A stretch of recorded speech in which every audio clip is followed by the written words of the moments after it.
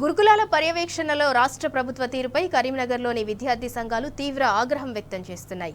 గురుకులాలను పట్టించుకొని ప్రభుత్వంపై పోరాడుతున్న వారిపై కక్ష సాధింపు చర్యలకు పాల్పడుతోందని విమర్శించారు. గురుకులాల్లో పిల్లలకు అన్ని వసతులు కల్పించాలని పోరాడుతున్న బీఆర్ఎస్ వర్కింగ్ ప్రెసిడెంట్ కేటీఆర్ పై ప్రభుత్వం అక్రమ కేసులు బనాయించడాన్ని విద్యార్థి సంఘాలు తప్పుపడుతున్నాయి. ప్రభుత్వం బెదిరింపులకు పాల్పడకుండా సంక్షేమ పాలనపై దృష్టి సారించాలని విద్యార్థి సంఘాలు సూచిస్తున్నాయి. మరింత సమాచారం కరీంనగర్ నుంచి మా ప్రతినిధి వేణుగోపాలరావు అందిస్తారు. జిల్లాలో ప్రతిరోజు చూస్తే కూడా కలెక్టరేట్ ముందు ధర్నాలతో దద్దలితున్నటువంటి పరిస్థితి మనకు స్పష్టంగా కనిపిస్తుంది. ఓవైపు సమగ్ర శిక్ష అభియాన్ కావచ్చు, విద్యార్థులు కావచ్చు, ఏదో విధంగా తమ నిరసన చెప్తున్న నేపథ్యం మనకు స్పష్టంగా ప్రతిరోజు కూడా కలెక్టరేట్ ముందు కనిపిస్తుంది. ఇంకోవైపు చూసుకుంటే రాష్ట్ర ప్రభుత్వం ఇటు లగచర్ల సంఘటనే కావచ్చు, గురుకులాల విషయాలే కావచ్చు, రుణమాఫీలు కావచ్చు, అంటే వివిధ సంఘటనల్లో రాష్ట్ర ప్రభుత్వం చేస్తున్నటువంటి దాని మీద విద్యార్థి సంఘాలు పెద్ద ఎత్తున మండిపడుతున్నటువంటి పరిస్థితి మనకు స్పష్టంగా కనిపిస్తుంది. ప్రస్తుతం మనకు విద్యార్థులు ఉన్నారు, వారితో కూడా మాట్లాడి దీనిపై మరిన్ని విషయాలు తెలుసుకునే ప్రయత్నం మనం చేద్దాం. సార్ చెప్పండి, అంటే ముఖ్యంగా చూసుకుంటే విద్యార్థుల భవిష్యత్తు ప్రతి తల్లిదండ్రులు కూడా గురుకులాల్లో వేస్తే భవిష్యత్తులో తమ పిల్లలు ఉన్నత స్థానంలో ఉంటారు, మంచి మంచి ఉద్యోగాలు చేస్తారంటే లక్ష్యంతో గురుకులాల్లో వేస్తే ఈరోజు పిల్లలు వివిధ రకాలతో చనిపోవడం, వివిధ రకాల వైద్యం అందాక నానా అవస్థలు పడుతున్నాడు. మీరు గురుకుల బాట కూడా పట్టింది కదా, ఎట్లా ఉంది అసలు సిచ్యువేషన్ ఇప్పుడు? వాస్తవాన్ని చూసినట్లయితే గురుకుల బాట నేపథ్యంలో మేము మంచిర్యాల జిల్లా, కరీంనగర్ జిల్లా, యావత్తు తెలంగాణ రాష్ట్ర వ్యాప్తంగా మేమందరం కూడా బీఆర్ఎస్వి పక్షాన అందరము ఒక్కొక్క జిల్లాకు ఇన్ఛార్జ్గా వెళ్ళి అక్కడ ఉన్నటువంటి social welfare residential, minority, Kasturba, ఇట్లా వివిధ సొసైటీలో ఉన్నటువంటి హాస్టల్స్ అన్నింటినీ కూడా మేము సందర్శించడం జరిగింది. ఆ సందర్శించిన సందర్భాలలో కొన్ని చోట్లల్లో మమ్మల్ని అడ్డుకోవడం, అలాగే పోలీసుల యొక్క దౌర్జన్యం, మా పైన పెత్తానం చెలాయించి మమ్మల్ని జైలు కూడా తరలించిండ్రు. అంటే కామన్గా సోషల్ వెల్ఫేర్లో చదువుకున్నటువంటి విద్యార్థులందరూ కూడా ఎవరెస్ట్ శిఖరాన్ని ముద్దాడిండ్రు. కానీ ఈ రోజున ఆ రోజులలో చాలామంది కూడా చదువుకుంటే ఖచ్చితంగా ఈ కార్పొరేట్ స్కూల్ కాదు, ఎస్సీ, ఎస్టీ, బీసీ, మైనార్టీ గురుకులాలు చదువుకోవాలని చెప్పేసి అని ప్రతి ఒక్క తల్లిదండ్రులు కూడా ఆలోచించిండ్రు. కానీ ఇప్పుడు ఈ రేవంత్ రెడ్డి గారి యొక్క హయాంలో సత్తే కూడా ఆ ఎస్సీ, ఎస్టీ, బీసీ, మైనార్టీ గురుకులాలు పంపినని చెప్పేసి అని కంకణం కట్టుకొని కూర్చున్నారు తల్లిదండ్రులు కూడా. ఈ విధంగా ఈ విద్యాశాఖను దగ్గర పెట్టుకొని ఆ విద్యాశాఖ మంత్రి కూడా ఇంతవరకు నియమించకుండా దగ్గర పెట్టుకొని ఇప్పటికి కూడా ఇబ్బందులకు గురి చేస్తున్నటువంటి సర్కార్ రేవంత్ సర్కారు. అలాగే ఈ యొక్క విద్యార్థులు, నేను మొన్న చూస్తే వాంకిల్లో అమ్మాయి చనిపోయినాక అక్కడికి స్థానిక ఎమ్మెల్యే వెళ్తుంటే అడ్డుకున్నారు.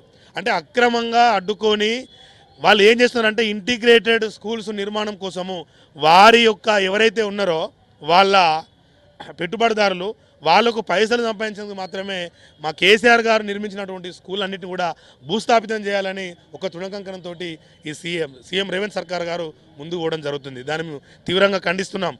రాష్ట్రంలో ఎక్కడ నిరసన తెలిపే హక్కు ఉన్నప్పటికీ కూడా మీరు ఎక్కడ చూసుకున్నా ప్రతి ఒక్కరిను అక్రమంగా అరెస్ట్ చేసి జైళ్ళల్లో పెట్టే పరిస్థితి ఉంది. ముఖ్యంగా మొన్నటికి మొన్న కేటీఆర్ గారి మీద అక్రమంగా మరి ఒక కేసు పెట్టి మరి వారిని అరెస్ట్ చేసేందుకు మరి ప్లాన్ చేస్తూ ఉన్నారు. మరి కేటీఆర్ గారు కూడా క్లియర్గా చెప్పడం జరిగింది, ఈ ఫార్ములాకు సంబంధించినటువంటి అంశంలో మరి వారిని ఏదో 50 కోట్లకు సంబంధించిన కుంభకోణం జరిగిందని చెప్పేసి వారిని అరెస్ట్ చేద్దామని ప్లాన్ చేసి అక్రమంగా ఏసీబీతోని కేసులు పెట్టిస్తున్నారు. మరి ఇలాంటి కేసుల వల్ల అంతకుముందు గతంలో ఈ ఫార్ములో జరిగినప్పుడు 100 కోట్ల ఆదాయం తెలంగాణ రాష్ట్రానికి రావడం జరిగిందని కేటీఆర్ గారు స్పష్టంగా చెప్పడం జరిగింది. అదేవిధంగా 190 దేశాలకు సంబంధించిన ప్రజలకు మన తెలంగాణకు సంబంధించిన హైదరాబాద్ పేరు తెలిసింది. ఇట్లా ప్రపంచ స్థాయిలో గుర్తింపు పొందుతున్నటువంటి తెలంగాణ రాష్ట్రాన్ని అభివృద్ధిలో ముందుకు పోతున్నటువంటి తెలంగాణ రాష్ట్రాన్ని అక్రమ కేసుల పరంగా మనం ఇప్పుడు కేటీఆర్ గారు అంటే ప్రపంచంలో గొప్ప ఒక కార్పొరేట్ కంపెనీలకు తెలిసిన గొప్ప నాయకుడిగా తెలుసు.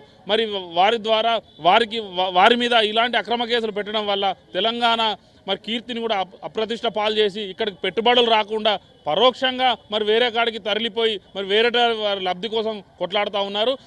ఇలాంటి అక్రమ అరెస్టులు ప్రతి విషయంలో కూడా లగిచర్లను చూసుకున్నట్టయితే పాపం అక్కడ రైతులు ఫార్మాసిటీకి సంబంధించిన భూములు ఇయ్యమని చెప్పేసి రైతులు అడిగితే వారిని బేడీలు వేసి వారిని జైళ్ళల్లో వేసి చాలా ఇబ్బంది పెడతా ఉన్నారు. ఎక్కడ చూసుకున్నాడు ఎమ్మెల్యేలు కానివ్వండి, విద్యార్థి నాయకులు కానీ ఎవరిని చూసుకున్నప్పటికీ కూడా అక్రమంగా అరెస్టులు చేసి జైళ్ళల్లో పెడుతుర్రు.